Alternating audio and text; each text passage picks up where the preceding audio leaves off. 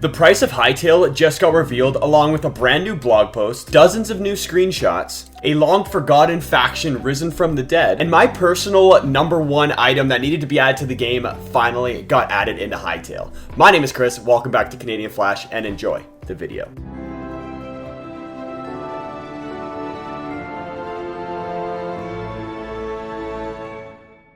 Hey everybody, what's going on? Chris here, otherwise known as CanadianFlash, and the price of Hytale just got released. Finally, after all of these years, this game is coming out and there is a price to this. I've been a huge advocate of free-to-play compared to pay-to-play for basically my entire existence, and the new version of Hytale was probably going to be a more free-to-play game. But now, since Simon actually repurchased Hytale and actually needs to get money to help kind of fund the game for the next 10 years, Hytale has a price. And there's actually 3 different prices that Hytale will have. The standard edition, which is going to come with the base game of Hytale, for example, like the exploration mode, is going to be $19.99 US dollars. The supporter version of Hytale is going to be $34.99 US dollars, and the Curse Breaker, the Founders Pack, is going to be $69.99 nice US dollars.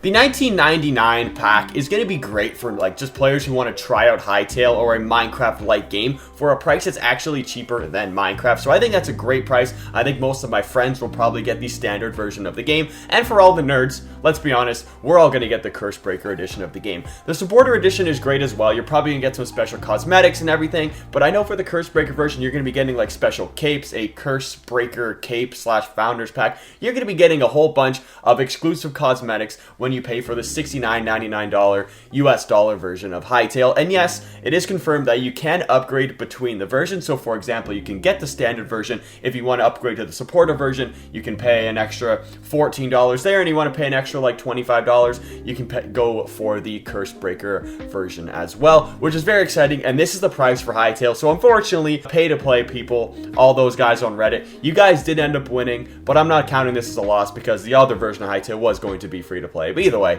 we're getting Hytale nonetheless, so I think we're all winning in the end. Also, once given the opportunity, I will be doing giveaways of the standard, supporter, and Curse Breaker editions of Hytale. So if you want to have giveaways or if you want to try to potentially win the game for free, hit that subscribe button. The goal is to reach 10K before Hytale releases. So if you want a version of Hytale, maybe you won't have to pay for it, hit that subscribe button. I'll be doing giveaways here, and also hit that like button as well. Help to get the video out for more people.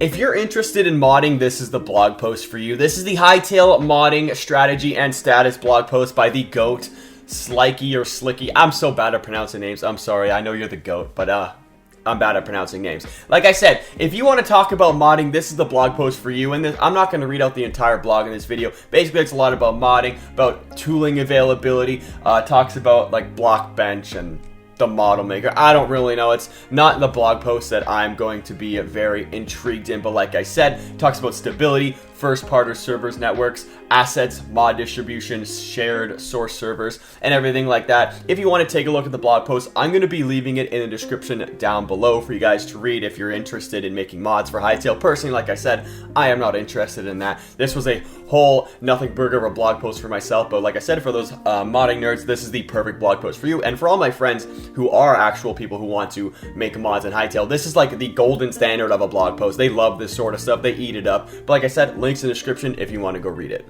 In the past couple of days, we've gotten quite a few screenshots from Simon and the actual Hytale team about a couple of just in-game Hytale images that look absolutely gorgeous. The first screenshot is of this, what people are calling, I think it's a placeholder name, but it's a Shadow Knight. You can see it's in the depths of a cave in Zone 3, and this guy has honestly infinite aura. You can see he's holding 2 swords with this kind of glowy, undead looking hands, and this kind of does correlate with my undead theory, how like the undead faction in Hytale is bluey and glowy, and it has like, I don't know, kind of blue fire in their eyes. And this guy's got it all over his body, and you can see that the swords are literally hovering around him. That's, like I said, how much aura this guy's got, and it looks fantastic. Same with the cave as well. Cave looks really beautiful, and this guy is just looking like an absolute demon.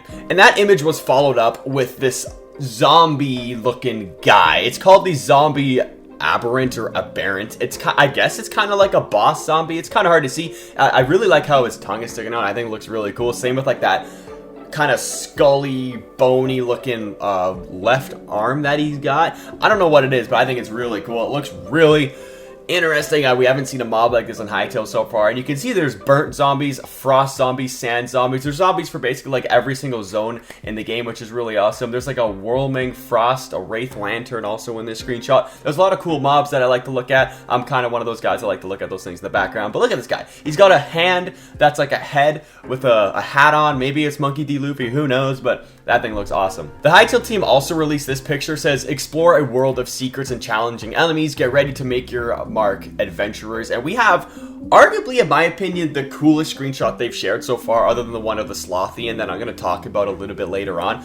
But look at this guy. This guy is an absolute beast. He's got this, I guess he's got both of his hands on this like double-sided staff spear thing. I have no idea what this weapon's called. Looks like a looks like I don't know, like Darth Maul's lightsaber, but like with swords at the end of it. It's absolutely beautiful. The helmet looks fantastic, the way it's got the flame on the top. This guy's clearly a Zone 4 skeleton, probably some sort of high-ranking guard, or maybe an ex-high-ranking guard in the Orbis officers. Now he's risen from the dead with those blue eyes like you can see. Either way, absolutely gorgeous. I love the visuals, the texturing, the little flames kind of flowing around in this image. In my opinion, probably the best one they've shared so far. Then we also got a picture of a Quebec here. Obviously this one's going to be Connor's favorite, but it's just a Quebec perching on its tree with its little leaf spear. Nothing really too crazy. I tried to see if there was anything in the background of this image, but no, I don't see anything. But it does look like this is that Quebec village that we saw a while back that's kind of bordering Zone 3. I don't know if it's the same village, but either way, you can see Zone 3 on one side and the Quebecs on the other side, so that's really cool. And the last image we got was this image in Zone 3 of these sort of like, I don't know if they're like wandering skeletons, or maybe this is like a skeleton camp, but to me, that is a Outlander camp, and there's kind of skeletons walking up to this village. Maybe it's a patrol?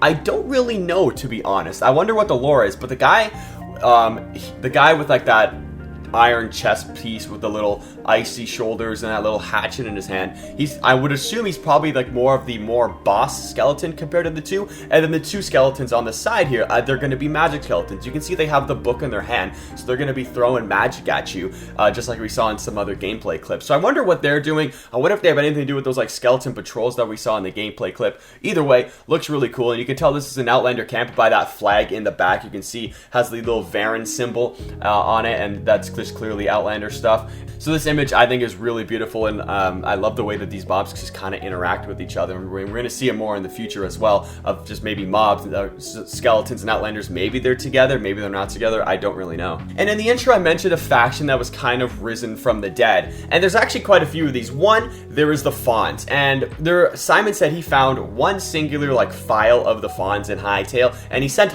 Connor, Mr. Quebec Corner over here, a clip / screenshot of it. Nobody knows what it is so far. Connor's not putting it out for us. Connor, come on, release the damn clip or whatever. I want to see what the Fawns look like.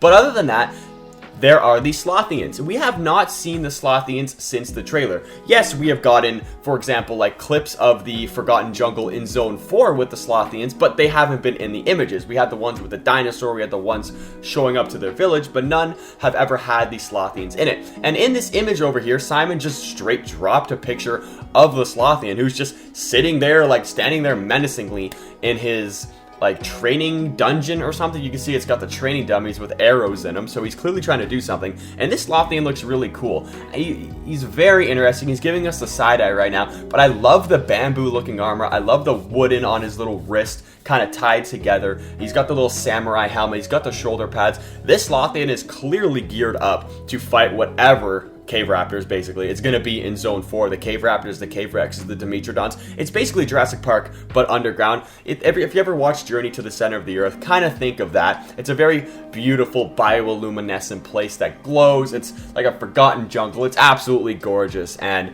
we have this is our first ever look of the Slothians, and they look fantastic. And obviously Simon was never going to cut out the Slothians because he is a sloth himself, so it makes sense why the Slothians are back in the game. And if you know me at all, you would know that the number one thing that I absolutely love in Hytale is one dinosaurs, but in long story short, raptors. I'm a big Jurassic Park fan, Jurassic World and all those. I love all these things. And when I saw the concept art of the Forgotten Jungle and the dinosaurs that are in the Forgotten Jungle, I screamed with joy. And my favorite dinosaur immediately was this anglerfish looking cave raptor. And they released a video of Propsy in Zone 4 walking up slowly, kind of like Mr. Alan Grant. I mean, Propsy's got the perfect hat for this, but it reminds me of Jurassic Park. He walks up and he sees like the anglerfish light of the cave raptor, and he turns off his light, and he walks a little bit more, and there's like 4 more. It's awesome. Look at the video. You can see that the raptors are chasing Propsy.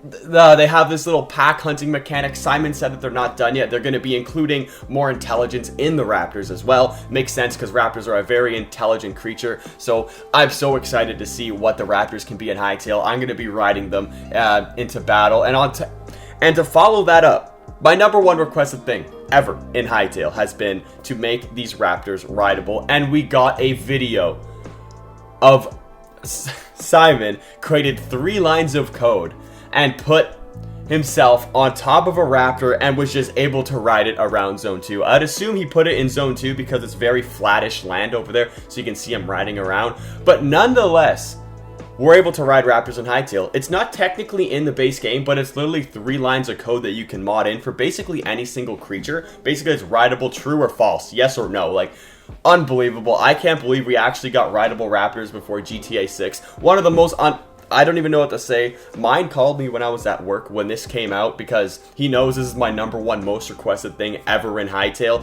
And the fact that this happened, in my opinion, is the greatest thing ever. Now I need another most requested thing because the thing I wanted the most got into the game. So with that being said, that's basically all the news I have for you guys today. If you did enjoy and you want to see more of a news recap in the future, hit that like button, subscribe, share with your friends, join my Discord, links in the description down below. I'm doing a big revamp on that right now. And like I said, if you want versions of the Founders Pack, the Curse Breakers, all those editions, I'm going to be doing giveaways in the future, so make sure you stay tuned to this channel. And with that being said, see you guys in the next one. Goodbye.